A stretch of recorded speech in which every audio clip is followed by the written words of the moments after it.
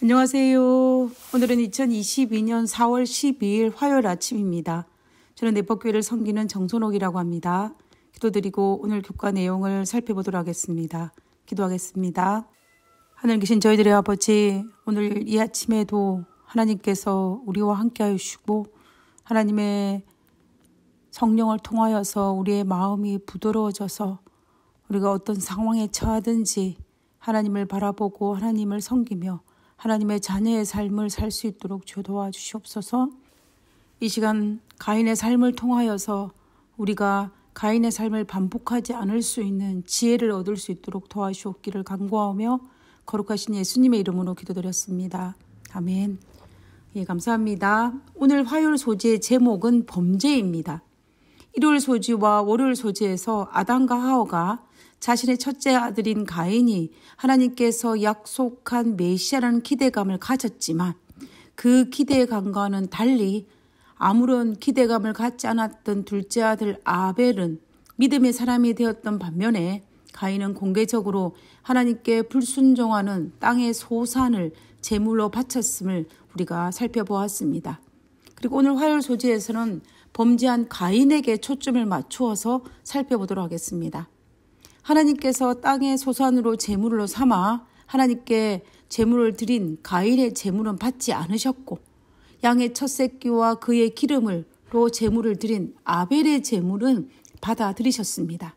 그러자 가인이 어떤 반응을 보였습니까? 두 가지의 반응을 보였습니다. 창세기 4장 5절에 보면 가인이 몹시 분하여 안색이 변하였다라고 하였습니다.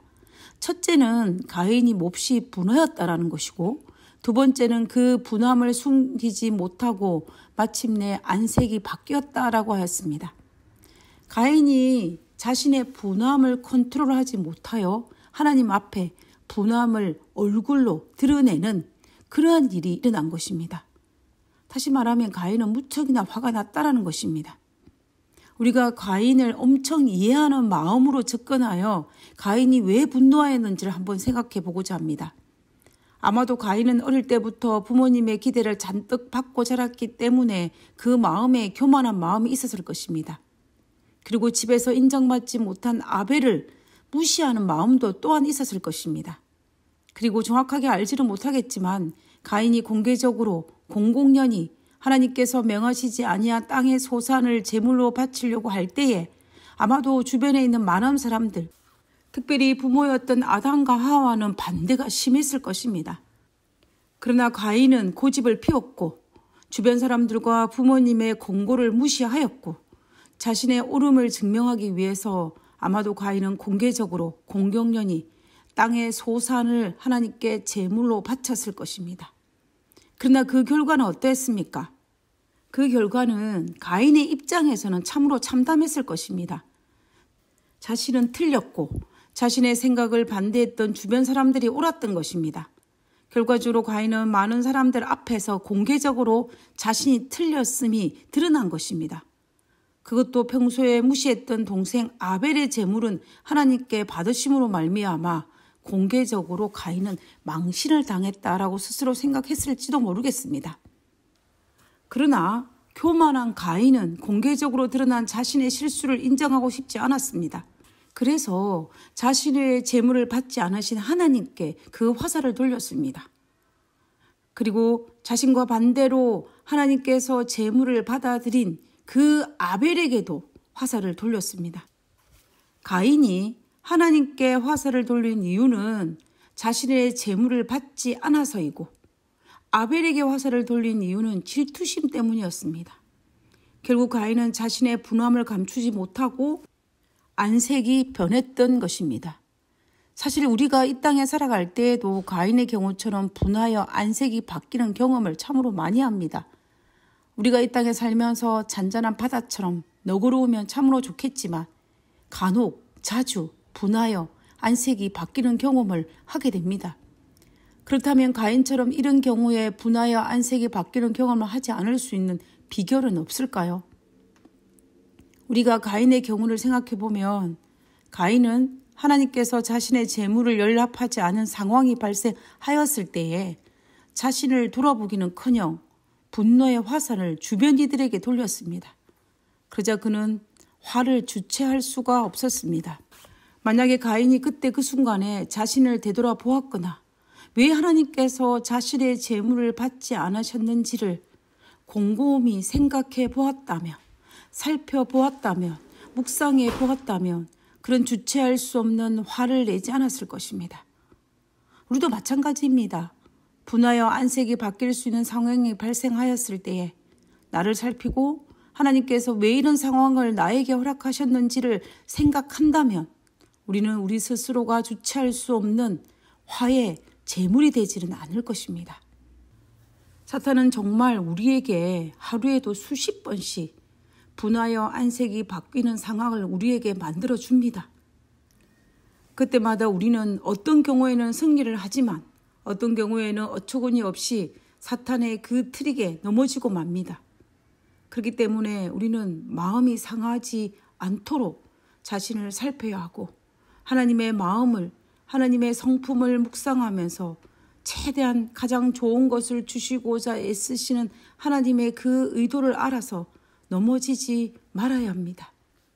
왜냐하면 이렇게 하지 아니하면 우리도 가인처럼 넘어질 수 있기 때문입니다. 자, 그럼 이제 다시 본문으로 돌아가서요. 하나님께서 분하여 안색이 바뀐 가인에게 두 가지 질문을 하였습니다. 첫째는 너가 왜 안색이 변하였느냐라고 질문합니다. 왜 분노하느냐의 질문입니다. 그리고 두 번째는 선을 행하면 네가 왜 낯을 들지 못하겠느냐라는 질문입니다.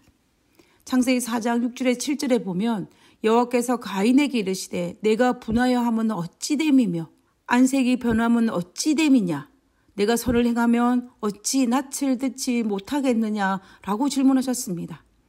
가인의 분노에 하나님의 질문을 가만히 살펴보면 가인은 분명 하나님께 화살을 돌리며 하나님께 분노하였지만 하나님께서는 가인에게 분노하지 않으셨습니다. 하나님께서 가인의 죄를 비난하지도 않으셨습니다. 대신에 왜 분노하느냐라고 질문하셨습니다. 그리고 너가 만약 선을 행하였다면 왜 낯을 들지 못하느냐, 왜 분노하느냐라고 질문을 하십니다. 가인이 하나님으로부터 이 질문을 받았을 때에 그는 이 질문에 대답을 하기 위해서 생각을 해야 했을 것입니다. 내가 왜 분노했는지, 그리고 왜 내가 낯을 들지 못하는 이유가 하나님께 선을 행하지 않았기 때문이 아닌지 라고 스스로 생각해야만 했습니다. 이것이 보통이지 않습니까?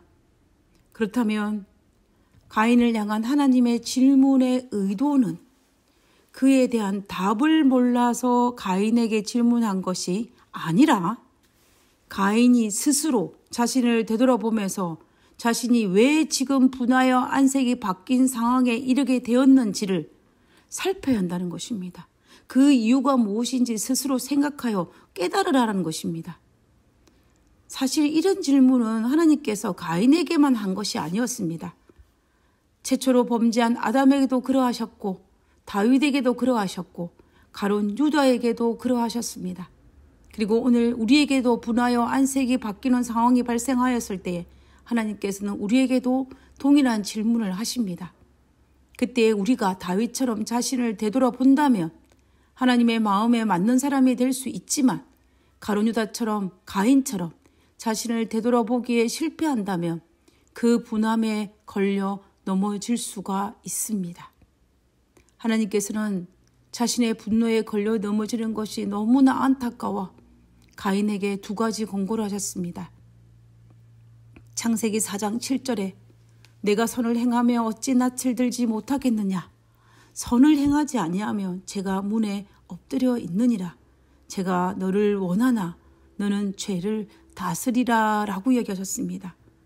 그러면 이 문장에서 하나님의 권고는 무엇입니까? 정리를 하면 두 가지입니다. 첫 번째는 선을 행하라는 것입니다. 네가 선을 행하지 아니하였기 때문에 이런 일이 발생하였다. 그러니 선을 행하라. 네가 계속 선을 행하지 아니하며 죄가 문 앞에 엎드려질 것이라고 경고하였습니다. 그리고 두 번째는 무엇입니까? 두 번째는 죄를 다스리라는 것입니다. 하나님께서는 가인에게 선을 행하라고 분명히 말씀하셨습니다. 이것은 자신의 잘못을 인정하고 회개하여 마음의 변화를 경험하라는 것입니다. 다윗이 나단 선지자가 와서 자신의 죄를 지적하였을 때에 그는 자신의 죄를 인정하고 회개하였습니다. 하나님께서 비록 다윗이 십계명 4개를 범한 죄를 지었다 할지라도 그가 회개하였기 때문에 하나님께서는 그를 용서하여 주셨습니다. 가인은 분하여 안색이 바뀌는 자신의 감정의 지시를 따르는 것이 아니라 하나님의 권면을 따라서 선을 행했어야만 했습니다. 그러나 가인은 실패하였습니다. 하나님의 권고처럼 선을 행하지 아니하면 죄가 문에 엎드려 있느니라는 이 말씀처럼 그는 결국 자신의 아우 아벨을 죽이는 살인자가 되고 말았고 악인의 조상이 되고 말았습니다. 그리고 두 번째 하나님의 권고는 죄를 다스리라는 것이었습니다. 자제력을 가지라는 것입니다. 죄의 노예가 되지 말고 죄를 다스리라는 것입니다. 감정의 노예가 되지 말고 감정을 지배하라는 것입니다. 그러나 우리가 경험상 이 말이 얼마나 어려운 일인지를 압니다. 그러나 죄를 다스리고 감정을 다스리는 것이 얼마나 큰지 용사가 성을 빼앗는 것보다 낫다라고 할 정도입니다. 그러므로 우리는 비록 이 일이 힘든 일이라 할지라도 우리는 반드시 이루어야 할 부분입니다. 그렇지 아니하면 우리는 하나님께서 준비해 두신 하늘나라를 선물로 받을 수가 없습니다. 하나님의 성품을 믿고 하나님의 능력을 힘입어 우리의 감정을 다스리고 죄를 다스리는 그러한 승리자가 되어야 할 것입니다. 가인이 범죄하고 난 이후에 하나님의 권고를 따라 선을 행하였다면, 죄를 다스렸다면 그는 분명히 용서받았을 것입니다. 이것은 그 어느 누구도 부인할 수 없는 100%의 진리입니다.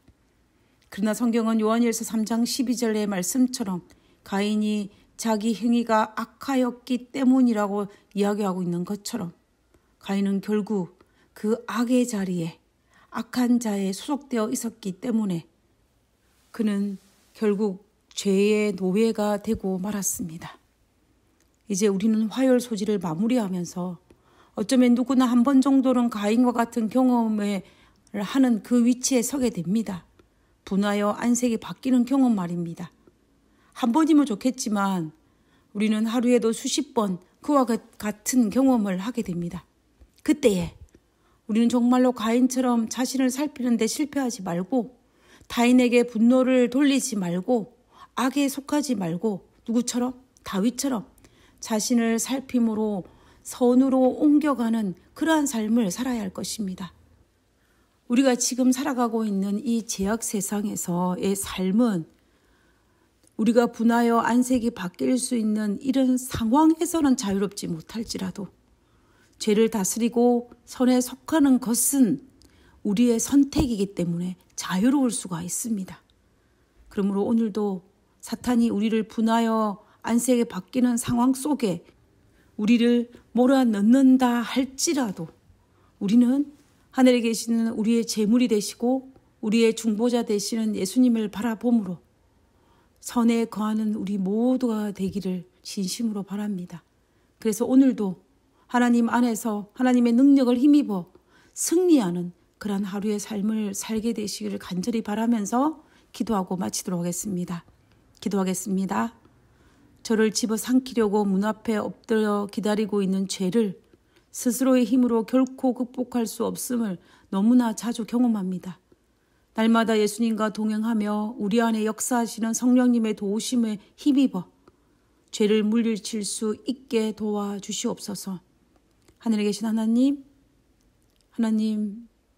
정말로 우리 안에 계시는 하나님으로 말미암아 이 모든 악한 상황에서 승리할 수 있도록 주여 도와주시옵소서. 순간순간마다 감정의 노예, 죄의 노예가 되지 아니하고 성령 하나님의 인도하심을 따라 살아가는 저희들 될 수 있도록 도와주시옵소서.